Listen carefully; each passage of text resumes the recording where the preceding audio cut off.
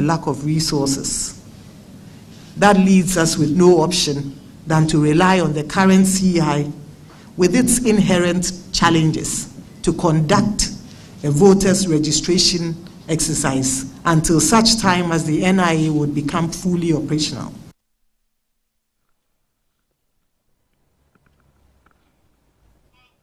Meanwhile, Jen Mensah, the chairperson for the Electoral Commission, has reiterated that Parliament has not given its full support in an effort to organize a successful general election. She spoke to the media over this. Take a listen. Draft CI that is before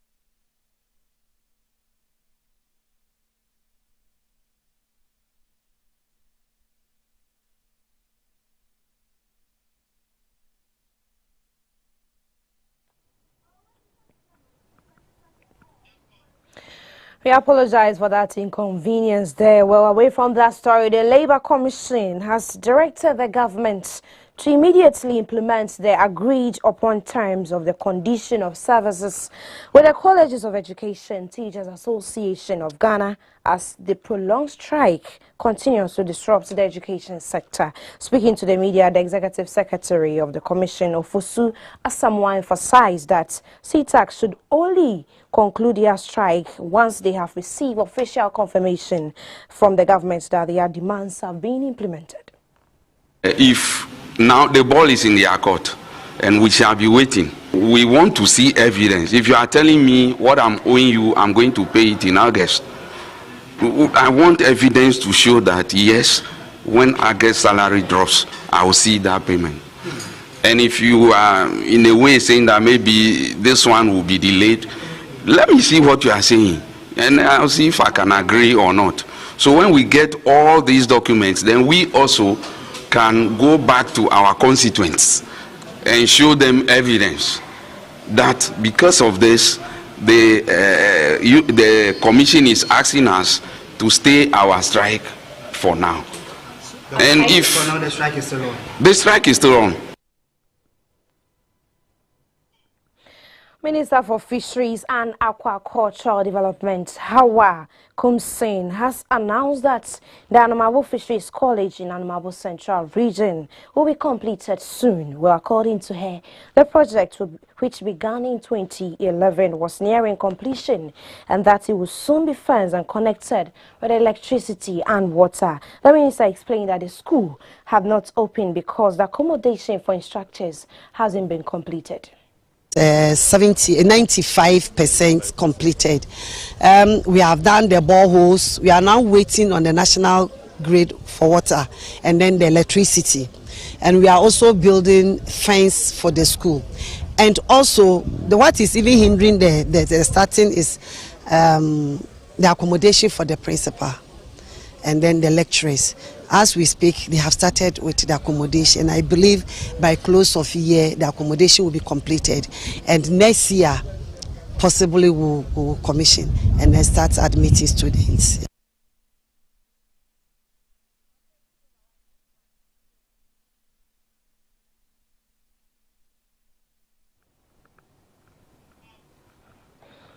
And the recently released results of the teachers' promotional examination conducted by the Ghana Education Service have revealed that success rate of 69% among candidates who took the first test in February. Well, this means 31% of the candidates were not able to meet the required threshold for promotion out of the 80,810 candidates who participated in the examination. We are coming to discuss 55,917 individuals the three teacher unions, securing their positions in the higher echoes of educational leadership. The examination served as a pathway for candidates aspiring to assume roles as Deputy Director, Assistant Director 1, Assistant Director 2, and Principal Superintendent in the Deputy Director grade.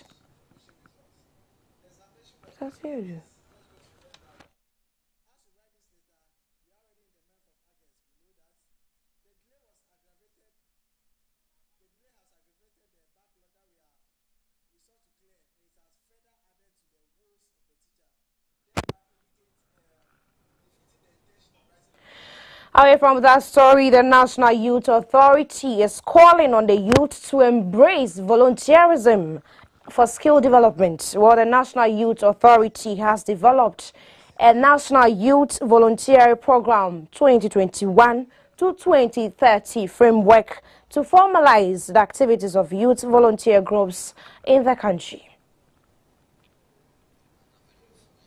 To build their skill sets, their own their competencies, whilst at the same time contributing to national development. At the National Youth Authority, through the National Youth Volunteer Program, which has about some 14 modules, we are implementing on 3 of the modules as we speak, including the Youth in Infrastructure, the Youth Build It, where the National Youth Authority provides the materials necessary and the young people's skills in carpentry, in masonry, electrical, engineering, and so on are leveraged to build critical infrastructure.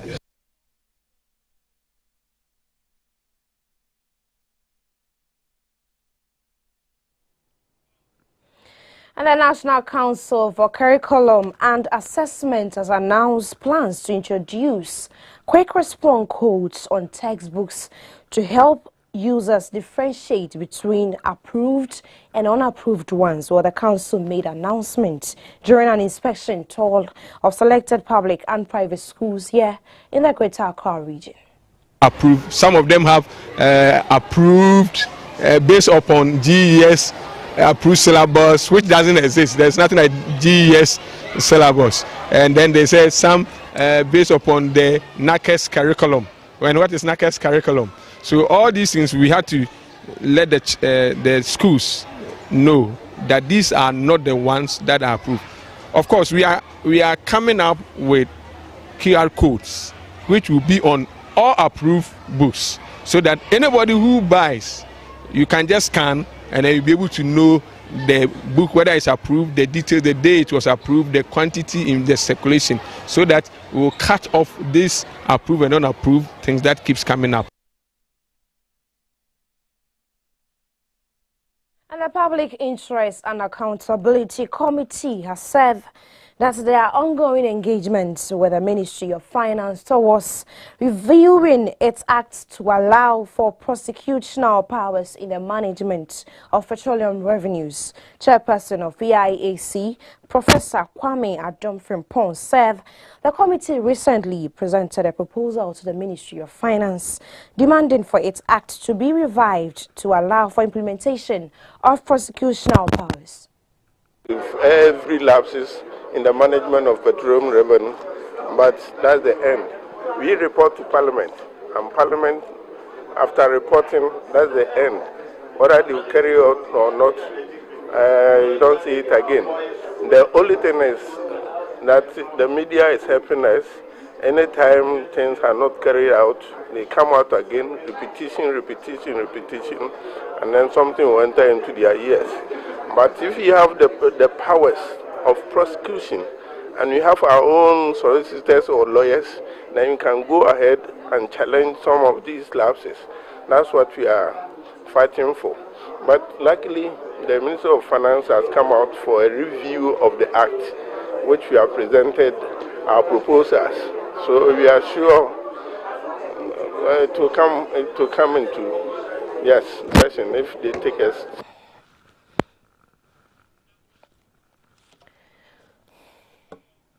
And the Motor Transport and Traffic Directorate of the Ghana Police Service has hinted of introducing an automated system to be known as Traffic Tech Ghana to enforce road traffic laws.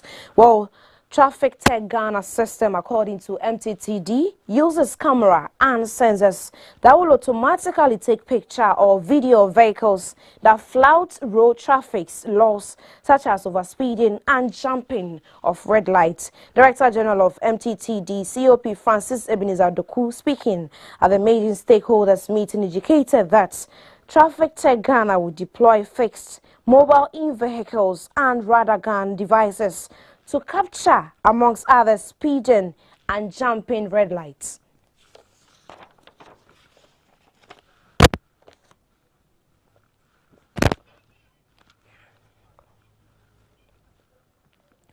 And the Nungwasu Committee on Lands has backed the Greater Accra Regional Security Council's declaration of a portion of land at Boteman as a security zone. Speaking on behalf of the committee, the chief of Nungwa Inko Ni Botefio Botekoi I said the restrictions aims to ensure sanity in the community pending resolution of the matter.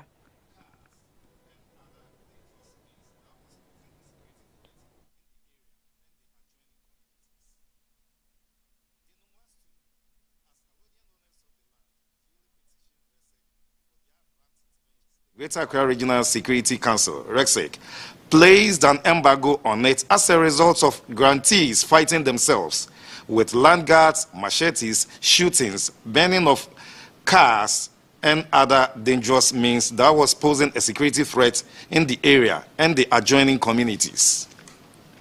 The Nungwasu, as allodian owners of the land, duly petitioned RECSEC for their rapt intervention, and we fully endorse the action taken by RECSEC to restrict the feuding factions from escalating the already volatile security situation caused in the area.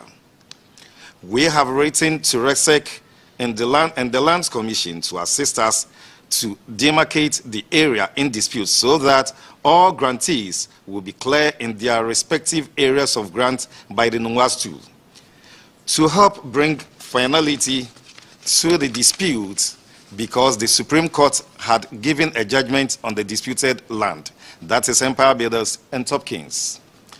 The Greater Accra Regional Minister, Henry Caci, has therefore neither acted unilaterally nor in his private capacity, and is certainly not a criminal, as Kevin Taylor wrongly states. Now let's do some business news where to boost intra-African trade, the continent has embarked on a gradual elimination of tariffs of 90% of goods and the reduction of